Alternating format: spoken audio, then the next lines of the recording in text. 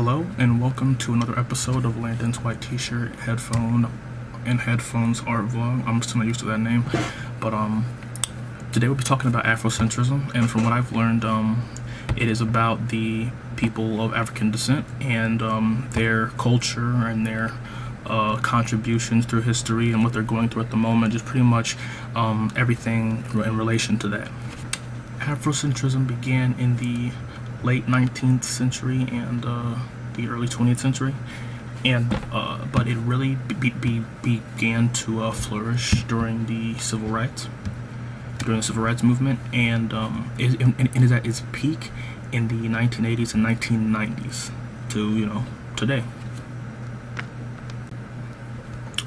We saw a lot of Afrofuturism at the, I don't remember the name of the museum. I believe it was the Gallery 400, and that really opened my eyes because I didn't even know that a genre like that existed. But it's important because it gives African Americans a way to get into the industry and also be seen by their peers and respected in the art world, which was probably very difficult for them to do in the early 19th century.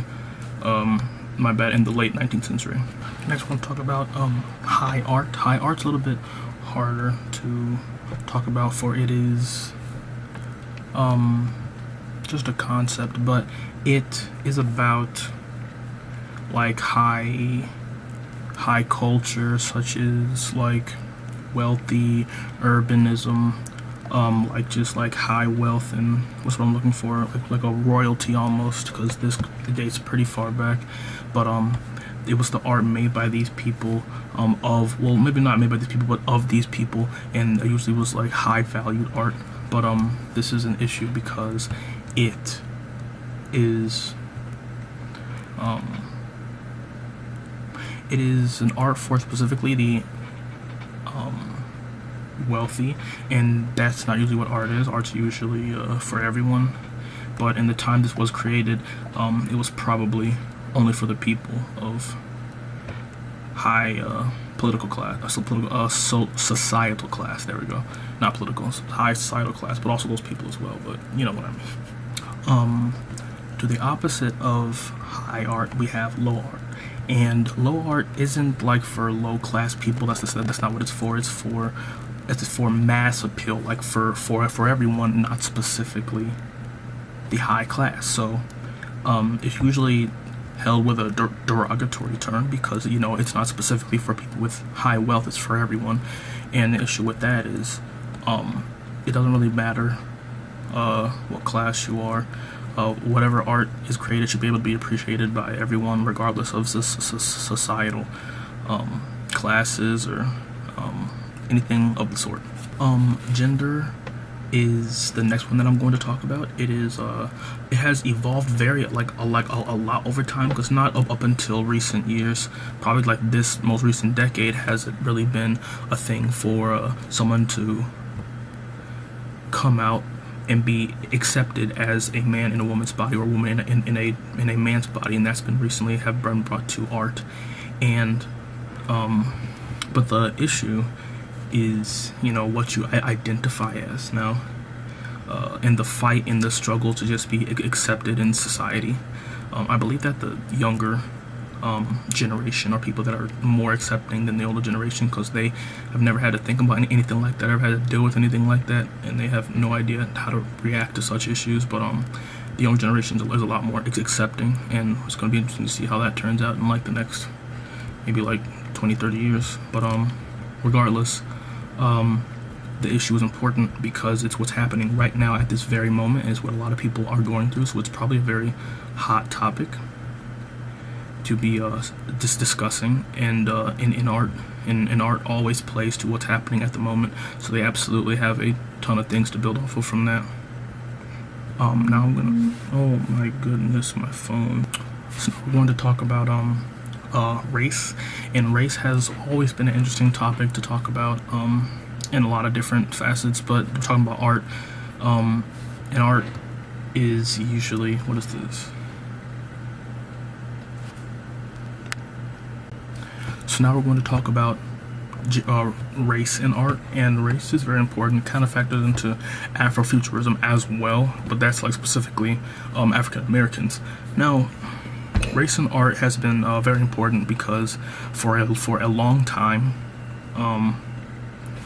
the only art being made was like specific to like one's culture. So if you were in America, you only had white men making art. If you were in Asia, you only had Asian men making art.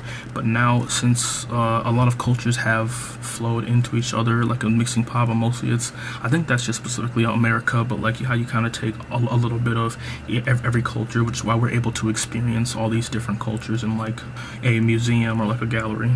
Well, more so a museum than a gallery, but regardless, race is a very important factor because of just the low amount of representation that certain minorities have in the art industry. Sometimes they like to accentuate that, and sometimes it feels like that it's lacking a bit in some departments. So I think that's very interesting, actually.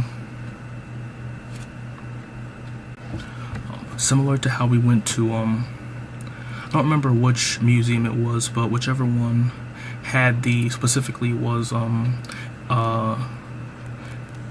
African American females and Hispanic females as well were both being the artists were being represented at this specific gallery, and it was the one with the cakes that were made out of frosting, and the one video of the African American woman speaking about what had happened in her past. That was a very interesting gallery that we had went to, and I enjoyed that one very much.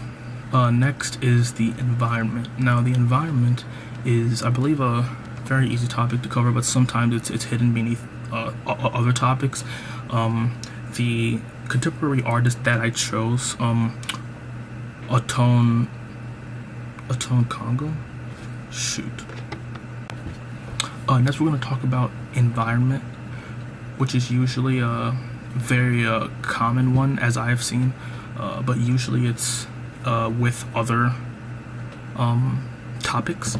And matter of fact, my contemporary artist that I chose, Atone Congo, is most of her work focuses on the environment and the human connection to the environment. So it is a very important topic because it is usually reflecting upon what we're doing to the environment with pollution and not the preservation of land, and taking all of the resources and just leaving it as it is.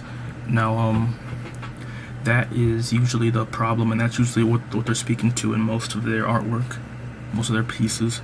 And this has changed definitely over time, because at one point people were a lot less conscious of what we do. So at that point there was tons of pollution. They were just throwing everything anywhere and it didn't really matter to them. But nowadays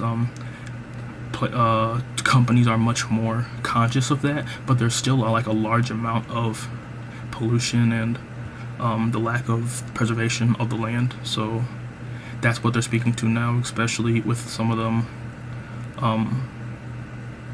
art that I saw in the Afrocentrism gallery, of the woman coming out of the water just all covered in tar. If I have a picture, I'll put it on the screen now, but that was a photo that was blatantly about the environment, and that was made recently.